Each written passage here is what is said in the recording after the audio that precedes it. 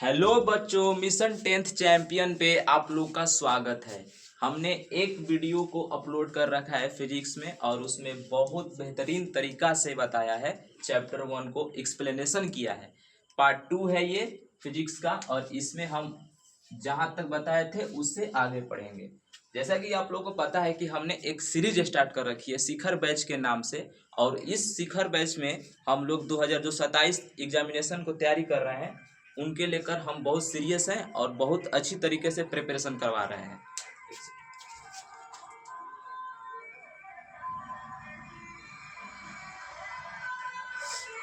बहुत बेहतरीन तरीका से प्रिपरेशन करवा रहे हैं, तो आप लोग इस शिखर बैच में जुड़िए और डेली क्लास अटेंड करने का कोशिश कीजिए और कमेंट प्यारा सा कर दीजिएगा। अगर जैसा आप लोग को लगे क्लास कैसा है और कितना समझ में आया, आप लोगों को कमेंट कर देना। तो चलिए हम स्टार्ट करते बिना देर किए हुए। तो हमने पिछले वीडियो में बताया था प्रकाश के परावर्तन में तीन चीज के बारे में कि जो किरण पुंज होता है, किरण पुंज जो होता है वो तीन प्रकार से हो सकता है। जो किरण पुंज होता है वो तीन प्रकार से हो सकता है। किरण पुंज तीन प्रकार से हो सकता है। एक होता है अपसारी किरण पुंज, अपसारी किरण पुंज। एक होता है अभिसारी किरण पुंज, अभिसारी किरण पुंज।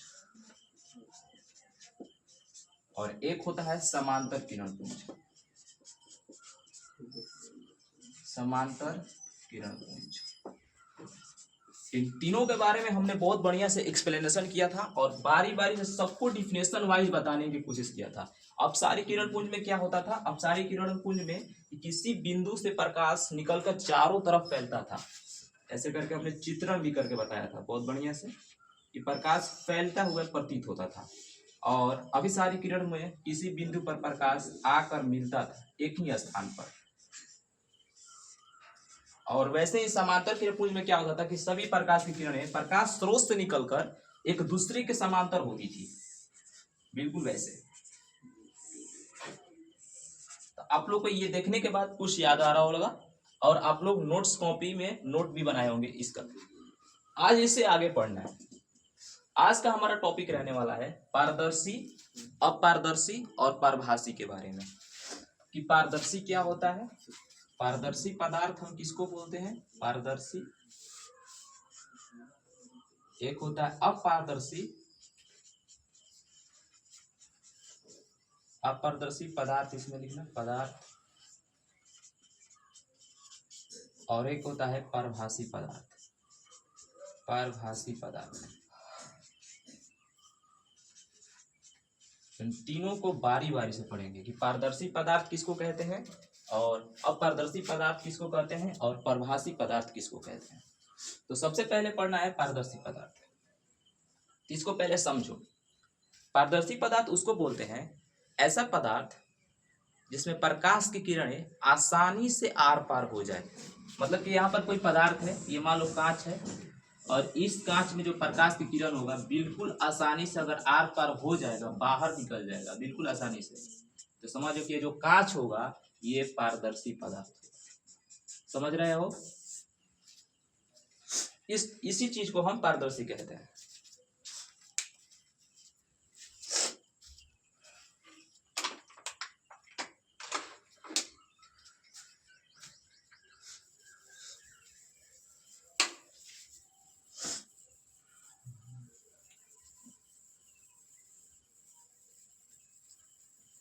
पारदर्शी पदार्थ, चलिए लिखिए अपने कॉपी में, नोट डाउन करिए। पारदर्शी पदार्थ का हेडिंग बनाइए अपनी कॉपी में। पारदर्शी पदार्थ पेन से मार दीजिए, सूखा हुआ से वहाँ पर है।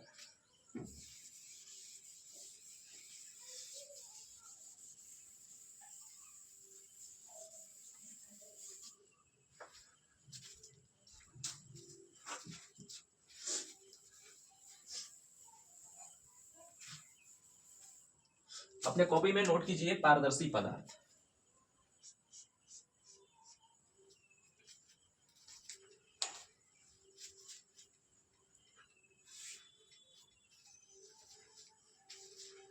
पारदर्शी पदार्थ।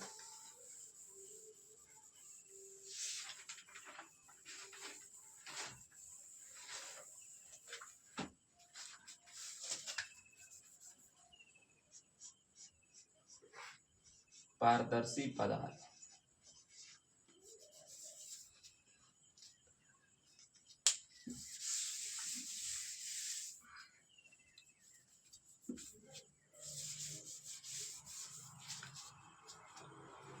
एक सेकेंड,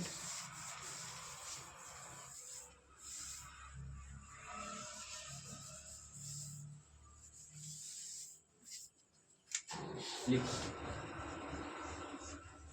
पारदर्शी पदार्थ।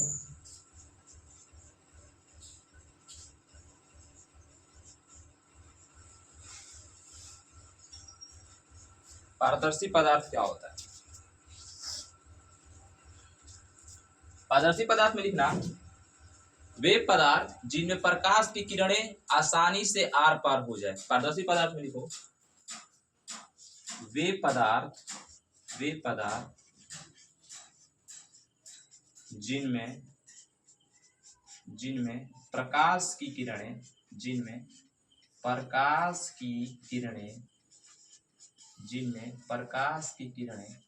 आसानी से आर पार हो जाए उसे पारदर्शी पदार्थ कहते हैं। वे पदार्थ जिनमें प्रकाश की किरणें आसानी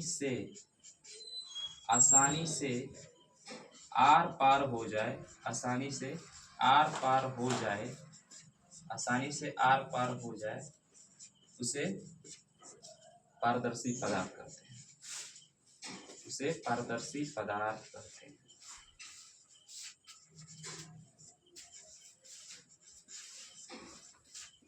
आसानी से आर पार होने का मतलब क्या कि मान लो कि अगर यहाँ पर हमने बताया कि अगर कोई कांच है और कांच से प्रकाश की किरणें क्या होती है, बिल्कुल आसानी से आर पार हो जाएगी, लेकिन ऐसा सब कांच में पूरे जितना कांच होता है उसमें नहीं होता। ऐसा कांच जिनके बाहरी भाग कलई किया ना हो, कलई के मतलब कि बाहरी भाग को पेंट किया हो ना हो, उसमें प्रकाश की किरणें क्या होती है, आर पार होती है। ये चीज को हमेशा ध्यान में रखना है। तो पारदर्शी पदार्थ का उदाहरण पहले लिखो अपने कॉपी में। पारदर्शी पदार्थ का उदाहरण क्या क्या हो सकता है?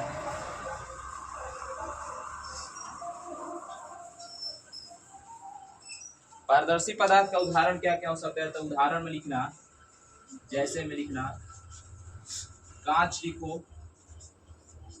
पानी लिखो, कांच हो जाएगा, पानी हो सकता है, और भी बहुत सारे कांच हो गया, पानी हो गया, हवा लिखो आदि। ये सबके सब पारदर्शी पदार्थ का उदाहरण है। ऐसा ये पदार्थ है जिनमें जो प्रकाश की किरणें क्या होंगी, आर पार हो जाएंगी, लेकिन हर पदार्थ में ऐसा होना संभव नहीं है।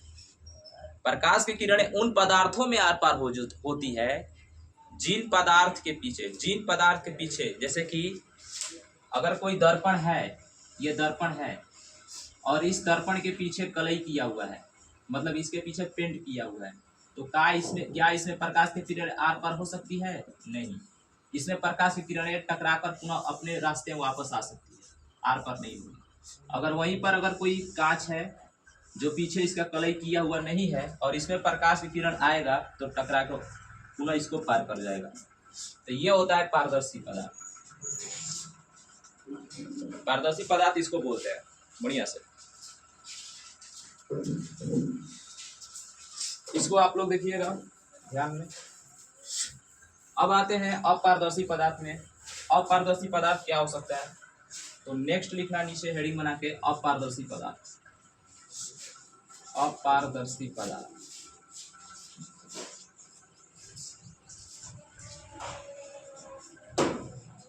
अपारदर्शी पदार्थ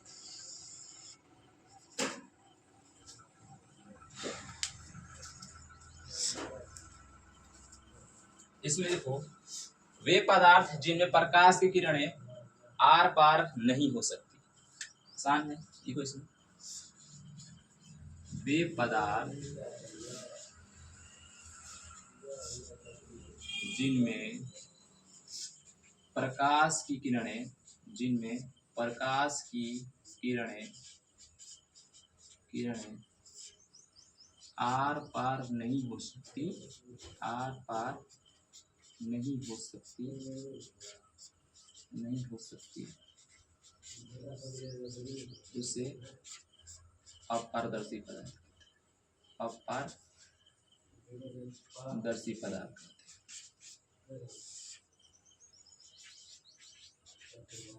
उसे अपारदर्शी पदार्थ।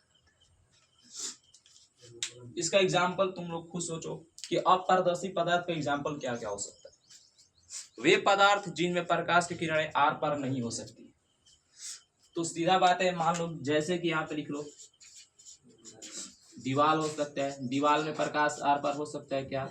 नहीं। कपड़ा हो सकता है, कपड़ा में प्रकाश आर पार हो सकता है क्या? नहीं। बहुत सारा इसका एग्जाम्पल हो सकता है, कुर्सी हो सकता है, टेबल हो सकता है, लिख लो।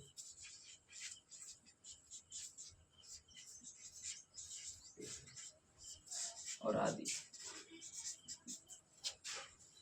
तो पारदर्शी और अपारदर्शी का ये डिफिनेशन है, इसको आप स्क्रीनशॉट ले सकते हो।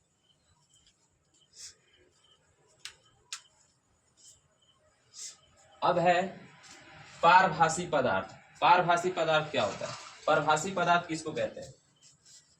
पारदर्शी पदार्थ में क्या होता था कि प्रकाश की किरणें बहुत आसानी से पार हो जाती थी। अपारदर्शी पदार्थ में क्या होता था कि प्रकाश की किरण बिल्कुल आर पार नहीं होती थी। पारभासी पदार्थ में क्या होता है कि प्रकाश की किरणें असंतः पार होती है। असंतः पार के मतलब क्या? थोड़ा बहुत। असंतः पार के मतलब ये होता है थोड़ा बहुत प्रकाश की किरणें पार होती है। तो पारभासी पदार्थ लिखना यहाँ पे। पारभासी पदार्थ क्या होता है? पारभासी पदार्थ,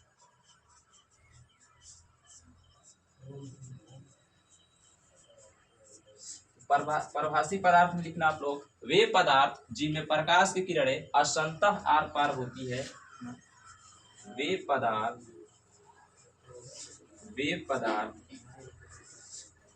जिनमें प्रकाश की किरणें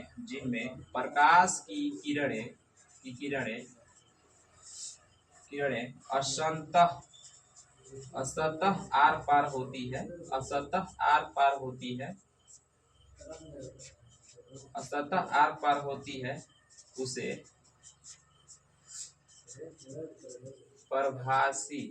परभासी पदार्थ कहते हैं। उसे परभासी पदार्थ कहते हैं। और इसका एग्जाम्पल क्या क्या हो सकता है, कुछ सोचो। कुछ ऐसा पदार्थ जिसमें प्रकाश पूरी तरह से पार ना हो, थोड़ा बहुत पार हो, असंतः रूप से पार हो, इसका एग्जाम्पल क्या क्या हो सकता है? परभासी पदार्थ का एग्जाम्पल क्या क्या हो सकता है? तो परभासी पदार्थ का एग्जाम्पल हो सकता है सबसे पहले तो घिसा हुआ कांच। घिसा हुआ कांच के मतलब अगर कोई कांच ऐसा है जिसके ऊपर कोई चिन्ह हो, तो घिसा हुआ कांच लिख सकते हो यहाँ पे। घिसा हुआ कांच, घिसा हुआ कांच हो सकता है। उसके बाद हो सकता है यहाँ पे तेल से लगा हुआ कागज। घिसा हुआ कांच, तेल से लगा हुआ कागज। और यहाँ पर ये दो एग्जाम्पल है।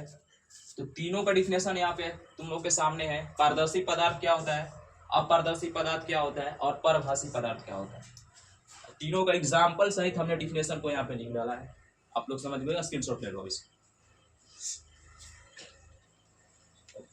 नेक्स्ट चलते हैं, नेक्स्ट टॉपिक पे क्या।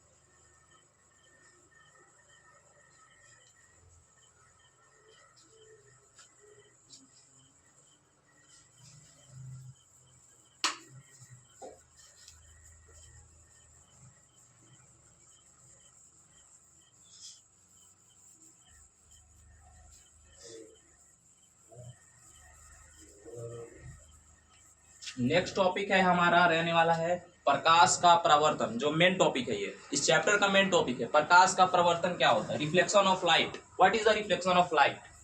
प्रकाश का परावर्तन मेन टॉपिक है, जो चैप्टर का नाम ही है। और ये VVI भी है, हमेशा हर साल पूछता है एग्जाम में, लगभग ये हर साल ही पूछ देता है एग्जाम में। काफी मोस्ट इंपॉर्टेंट है ये एग्जाम के ओरिएंटेड से। इसको बढ़िया से समझाने की कोशिश करूंगा, आप लोग देखना इसका एक्सप्लेनेशन कुछ अलग ही लेवल का रहेगा।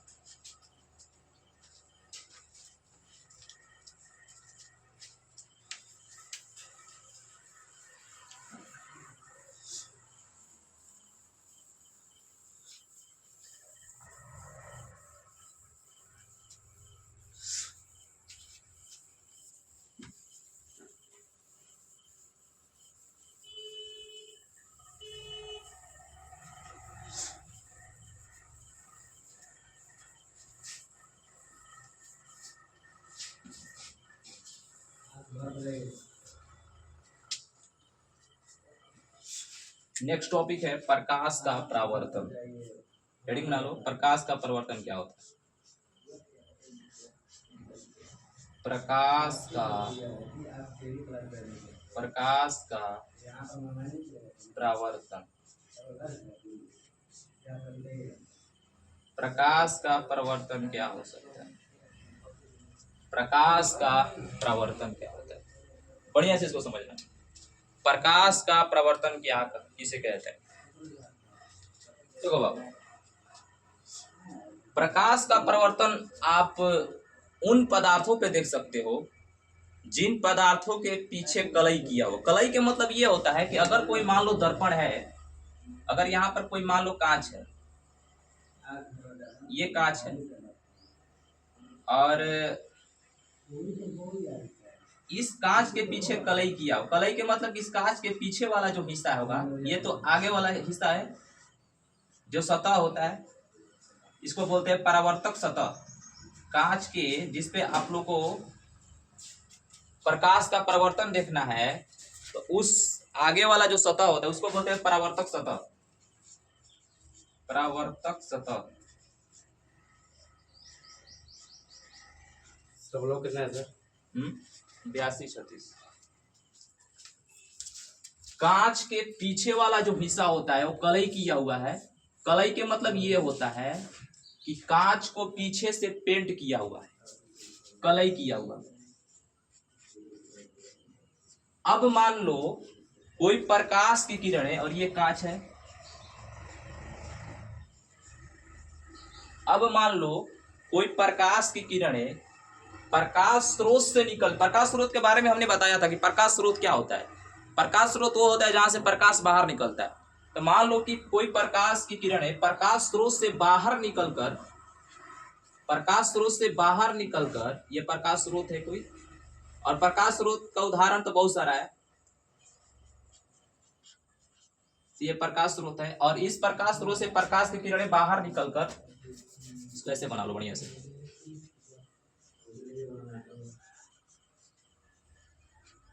प्रकाश स्रोत से बाहर निकलकर इस कांच के ऊपर आके टकराएगी, इस कांच के ऊपर आके टकराएगी, तो क्या होगा? तो हमेशा याद करना, अगर कोई प्रकाश की किरणें प्रकाश स्रोत से निकलकर ऐसा कांच के ऊपर टकराए, मतलब कांच ऐसा होना चाहिए जो पीछे से कलई हुआ होना चाहिए, तभी तुम समझ पाओगे ना कि प्रकाश का परिवर्तन उस पर होगा या नहीं। तो प्रकाश स्रोत से कोई प्रकाश की किरण, ये प्रकाश की किरण है, प्रकाश का किरण। तो प्रकाश स्रोत से प्रकाश की किरण बाहर निकली, कांच से टकराया और पुनः अपने रास्ते में लौट जाएगी। अगर कोई प्रकाश स्रोत से निकलकर किसी वस्तु से टकराकर पुनः अपने रास्ते में लौट जाती है, पुनः अपने रास्ते में लौटना ही प्रकाश का परिवर्तन कहलाता है। अब इसमें पुनः अपने रास्ते में लौट जाएगी, जहां से आया था वो उधर ही चली जाएगी, इस तरह से। और इस घटना को ही हम बोलते हैं प्रकाश का परावर्तन। ये जो हुआ यहाँ पे अभी, प्रकाश का परावर्तन।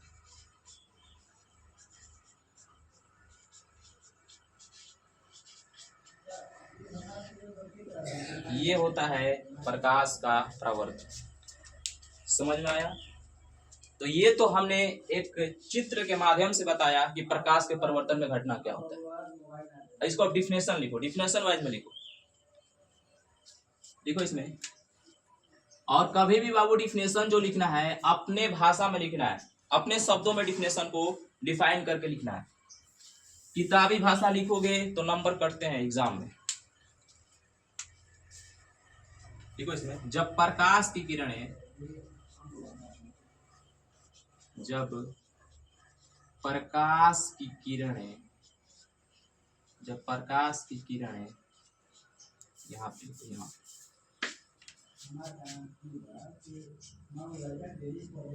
जब प्रकाश की किरणें, जब प्रकाश की किरणें किसी माध्यम या कोई स्रोत भी लिख सकते हो, जब प्रकाश की किरण किसी माध्यम से निकलकर, किसी माध्यम से निकलकर, किसी माध्यम से निकलकर, निकलकर दूसरे माध्यम में प्रवेश करती है। जब प्रकाश की किरणें किसी माध्यम से निकलकर दूसरे माध्यम में प्रवेश ना करके माध्यम से टकराती है, दूसरे माध्यम से किसी माध्यम से निकलकर दूसरे माध्यम से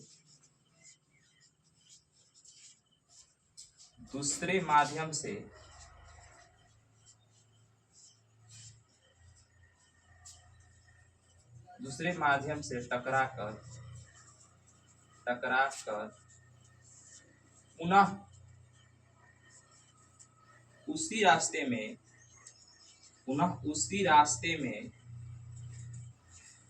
लौट जाती है, तो इस घटना को ही, या परिघटना लिख सकते हो, तो इस परिघटना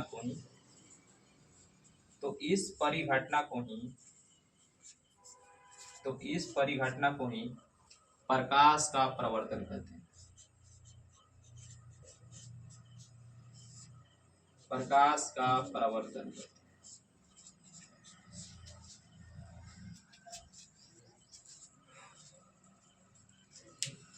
अगर तुम एक लाइन में लिखना चाहते हो कि ये जो डिफिनेशन है और शॉर्ट हो जाए, तो तुम इसको ऐसे लिख सकते हो, जब कोई प्रकाश किसी भी माध्यम से टकराकर पुनः उसी माध्यम में वापस लौट जाती है, तो उसी को प्रकाश का परावर्तन कहते हैं। एक लाइन में भी लिख सकते हो, लेकिन हमने इसको बहुत अच्छे से एक्सप्लेनेशन करके हमने इसको लिखा है, तो आप लोग इसको स्क्रीनशॉट ले सकते हो, प्रकाश का परावर्तन।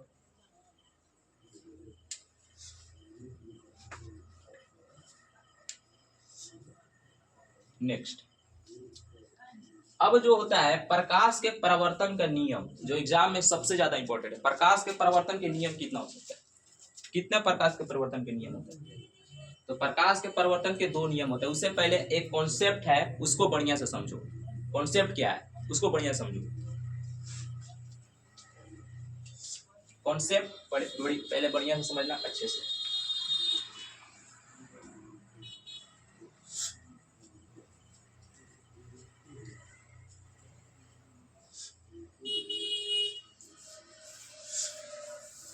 कॉन्सेप्ट ये है कि अगर कोई, मान लो यहाँ पे नीचे की तरह में बता, ये कोई सतह है, ये कोई सतह है जिसके नीचे कलई किया हुआ है।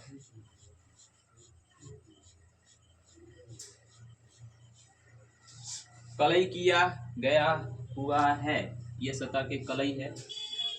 कलई बोल सकते हो, पॉलिश बोल सकते हो, और इस सतह को हम क्या बोलेंगे? परावर्तक सतह। परावर्तक सतह इसको क्यों बोलेंगे परावर्तक सतह है? क्योंकि इस पे प्रकाश की किरणें आके टकराएंगी, और जिस पे प्रकाश की किरणें आके, जिस सतह पर प्रकाश की किरणें आके टकराती है, उस सतह को हम बोलते हैं परावर्तक सतह। ये परावर्तक सतह है, परावर्तक सतह।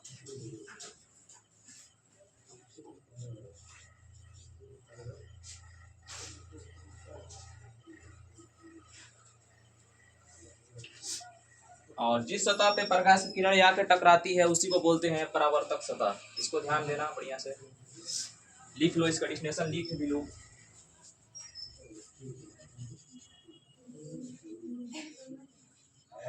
जिस सतह पर प्रकाश की किरणें, जिस सतह पर प्रकाश की किरणें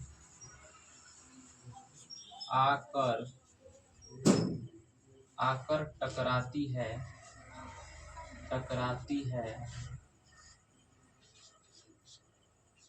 उसे परावर्तक सतह कहते हैं, परावर्तक सतह कहते हैं।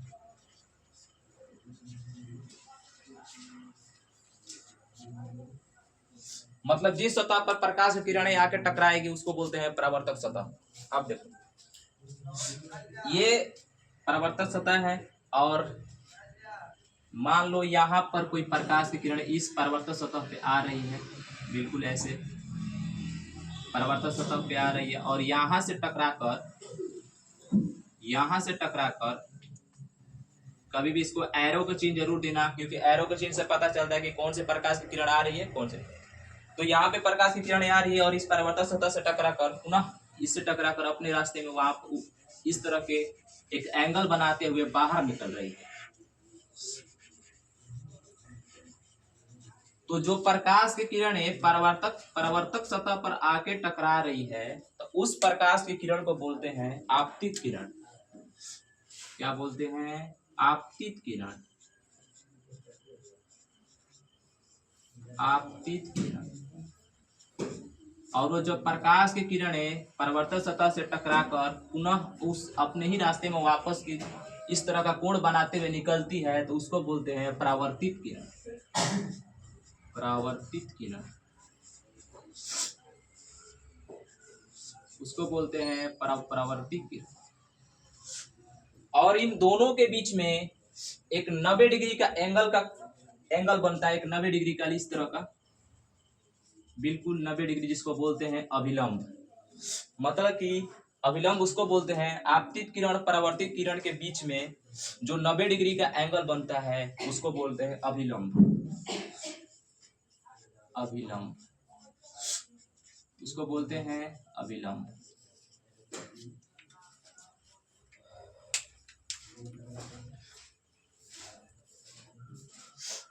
यहां तक समझे? यहां तक समझ में आया? अब देखो, आपतित किरण और परावर्तित किरण के बीच में आप ध्यान से देखोगे तो आपतित किरण और अभिलंब के बीच में, ये अभिलंब है और आपतित किरण के बीच में एक कोण बन रहा है, ये एक कोण बन रहा है। इधर देखोगे परावर्तित किरण और अभिलंब के बीच में एक कोण बन रहा है। आपतित किरण अभिलंब के बीच वाले कोण को हम आई से सूचित करते हैं, परावर्तित किरण और अभिलंब के बीच वाले कोण को हम आर से सूचित करते हैं। ठीक है, इसको ध्यान से। अब देखो, आपतित किरण, अभिलंब, परावर्तित किरण जिस बिंदु पर मिलते, तीनों एक ही तल पे मिल रहा है, उसको बोलते हैं आपतन बिंदु। आपतन बिंदु बोलते हैं। इस चीज को समझे, इस कॉन्सेप्ट को समझे क्या हो रहा है इसमें। अब बारी बारी से सबका डिफिनेशन लिखना है, बारी बारी से सबका डिफिनेशन लिखना है। तो आपतित किरण सबसे पहले क्या होता है, सबसे पहले समझेंगे आपतित किरण क्या होता है। तो यहाँ पे लिखना आपतित किरण के बारे में। आपतित किरण, आपतित किरण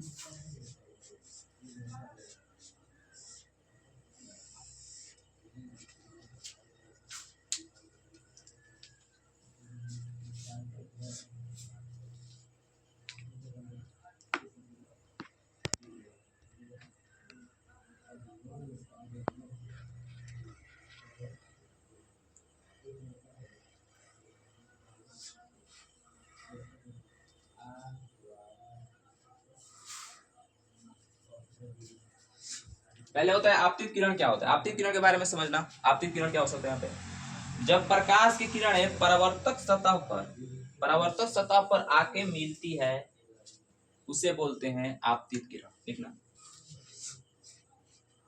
जब प्रकाश की किरण प्रकाश की किरण, प्रकाश की किरण परावर्तक परावर्तक सतह पर आकर मिलती है उसे आपतित किरण कहते हैं। उसे आपतित किरण कहते हैं।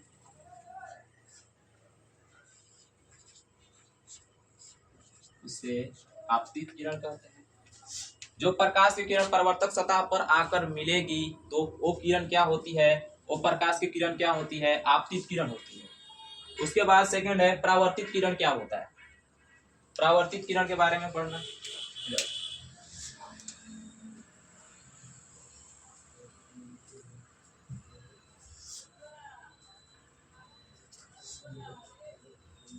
परावर्तित किरण क्या हो सकता है? यहाँ पे लिखना अपने कॉपी में, परावर्तित किरण।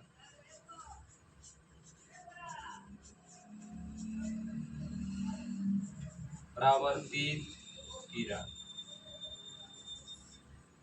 इसमें लिखना जब प्रकाश की किरण परावर्तक सतह से टकराकर वापस जाती है वो होती है परावर्तित किरण। जब प्रकाश की किरण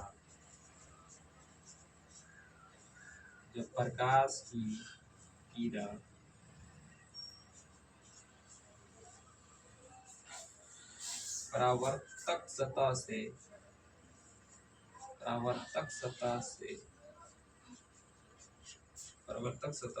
टकराने के बाद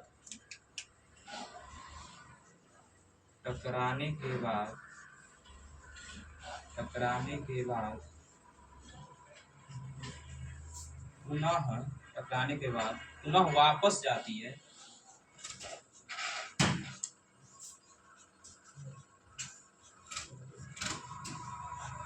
उसे परावर्तित किरण कहते हैं। उसे परावर्तित किरण कहते हैं। उसे परावर्तित किरण कहते हैं।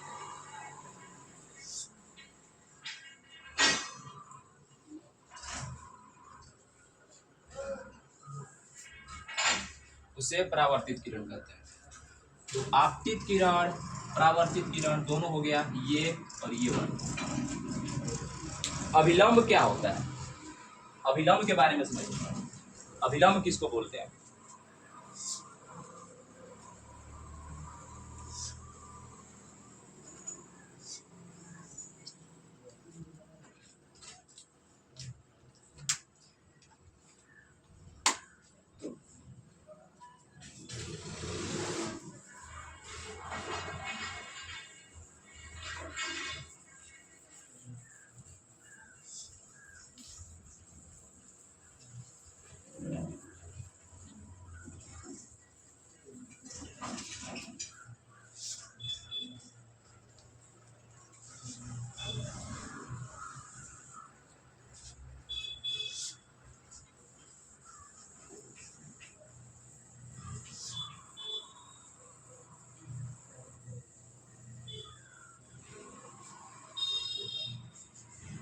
अभिलंब लिखो।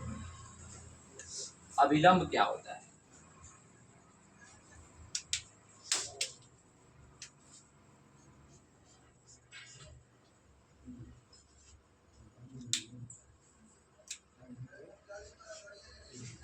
अभिलंब, अभिलंब देखो कहाँ स्थित है, चित्र में देखो अभिलंब कहाँ स्थित है। तो आपतित किरण और परावर्तित किरण के बीच में जो 90 डिग्री के एंगल पे जो लंब बन रहा है वही तो अभिलंब होता है। देखो इसमें आपतित किरण और परावर्तित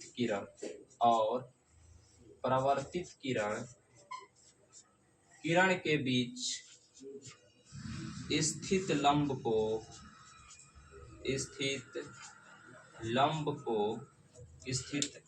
लंब को स्थित लंब को अभिलंब कहते हैं।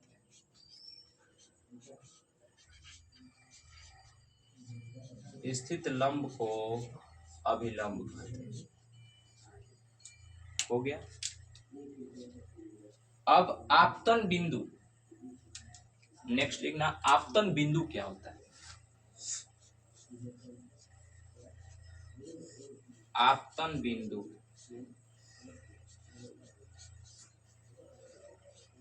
आपतन बिंदु किसे कहते हैं। तो आपतन बिंदु लिख सकते हो यहाँ पे कि आपतित किरण, परावर्तित किरण और अभिलंब जिस तल पे मिलते हैं, जो तल पे मिल रहा है, एक ही तल पे मिल रहा है, ये परावर्तन का नियम है, एक ही तल पे मिल रहा है और वही आपतन बिंदु होता है। यहाँ पे लिखना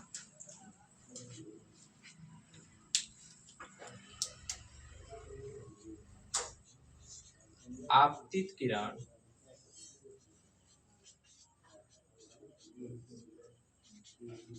परावर्तित किरण और अभिलंब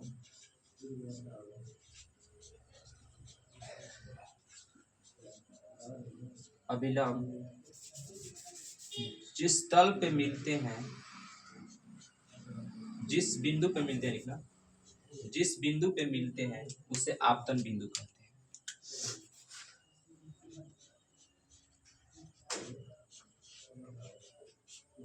जिस बिंदु पे मिलते हैं, जिस बिंदु पर मिलते हैं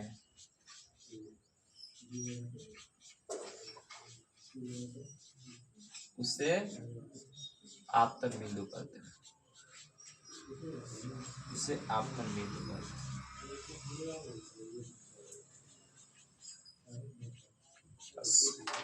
सबका डिफिनेशन हो गया, सबका डिफिनेशन हो गया।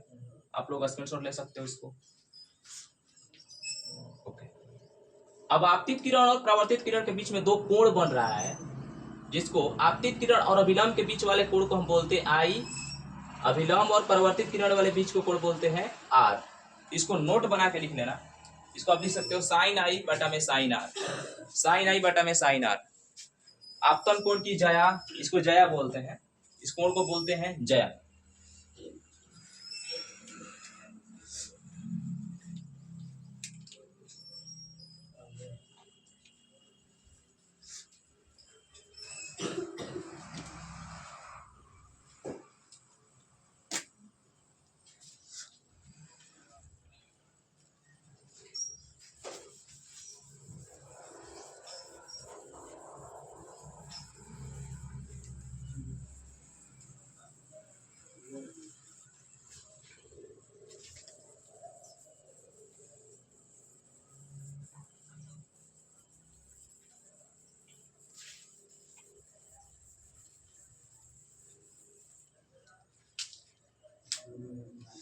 आप लोग नोट बना के लिखना कॉपी में।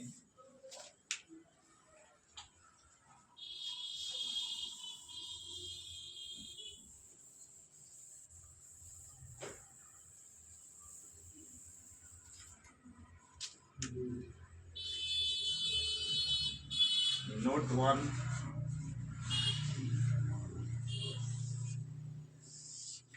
हर चीज को बिल्कुल बेसिक से बताया जा रहा है यहाँ पे।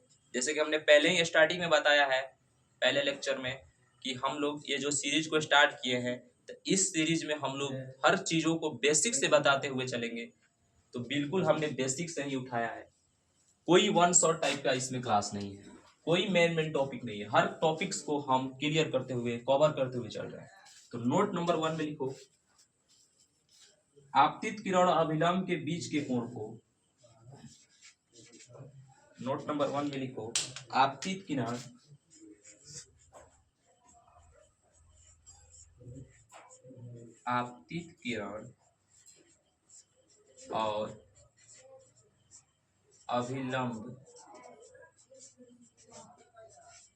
और अभिलंब के बीच के कोण को, बीच का कोण को, जो कोण बन रहा है, जैसे तुम लोग देख सकते हैं यहाँ पर कोण बन रहा है, कोण, बीच के कोण को हम साइन आई से सूचित करते हैं, साइन आई से सूचित करते हैं, साइन आई लिखना। नोट नंबर 2 में लिखना, नोट नंबर 2 में लिखना, परावर्तित किरण और अभिलंब के बीच के कोण को लिखो।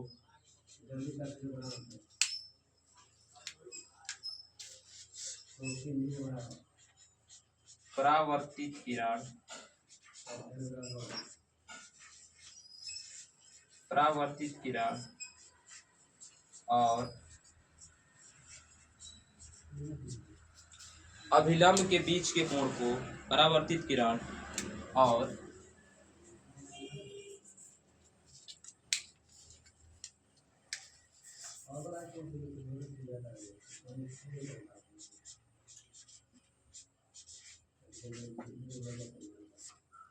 अभिलंब के बीच के कोण को, ये मार्क करना चाहिए,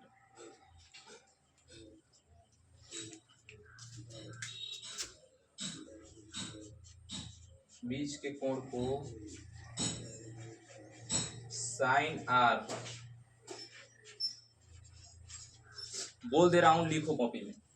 परावर्तित किरण, परावर्तित किरण और अभिलंब के, परावर्तित किरण और अभिलंब के बीच के कोण को साइन आर से सूचित करते हैं। परावर्तित किरण और अभिलंब के बीच के कोण को साइन आर से सूचित करते हैं। साइन आई बटा में साइन आर।